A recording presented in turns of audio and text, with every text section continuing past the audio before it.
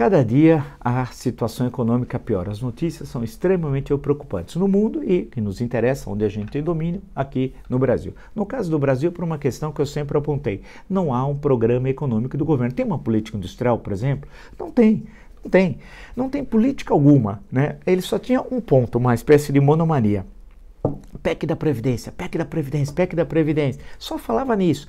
E dizia que seria aprovada no primeiro semestre. Nós já estamos no final de agosto e ela está começando a tramitar no Senado. Portanto, é um processo bastante complexo, não como o governo imaginava. E eu sempre apontei, vocês são testemunhas, de que não bastava isso. Você tem que ter uma visão geral, uma visão macro da economia. E apontei também que o Paulo Guedes não era o gênio da economia, como se falava. Isso era uma falácia, é um especulador do mercado financeiro que não conhece o Brasil, não conhece a economia brasileira, não tem visão macro do Brasil, né? É um especulador, ganha muito dinheiro especulando na Bolsa de Valores com a desgraça alheia. Agora, que não consegue ter uma visão do que é o Brasil, né? Mostrei isso, apontei. E a realidade está confirmando. Aquele crescimento estimado de 2,5% no começo do ano, hoje os mais otimistas falam em 0,8% e os realistas em 0,5%. Cenário internacional é preocupante, há conflito Estados Unidos-China, conflito comercial, há uma preocupação com uma possibilidade de uma recessão internacional que seria devastador para o Brasil, e por outro lado a irresponsabilidade da política,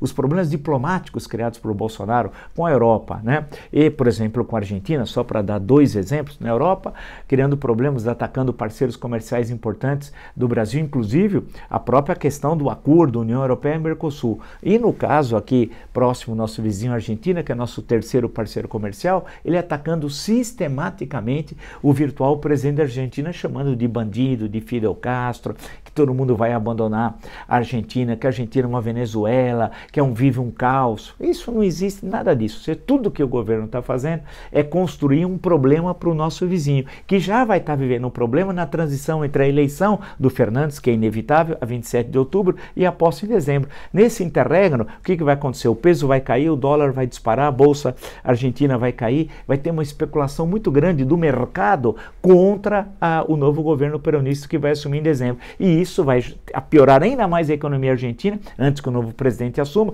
com reflexos extremamente negativos aqui no Brasil, que precisa nesse momento mantermos, ele volta a falar, é o terceiro parceiro comercial do Brasil, manter relações cada vez melhores com a Argentina. E o presidente irresponsável, Jair Bolsonaro, faz justamente o oposto. Ou seja, esse é um cenário, portanto, de crise econômica, e se você juntar essa situação de agravamento da situação econômica com a queda do índice de popularidade do presidente, que nós vimos a pesquisa que hoje foi divulgada ontem, está nos jornais de hoje, e que nós comentamos aqui, então você tem uma crise econômica, queda da popularidade e, portanto, um cenário lá na frente, no final do ano, de muita tensão social, porque ele não reconhece, ele não entende do governo, não sabe, não tem decoro, tudo isso que nós já falamos tantas vezes, mas ele não consegue entender, o presidente da República, os problemas do que o país está ocorrendo, e ele fica pegando sempre questões menores e sempre tratando os assuntos da República de forma irresponsável. Nesse sentido, teremos um Natal realmente muito difícil, numa situação econômica muito grave, com tensão política e com tensão social.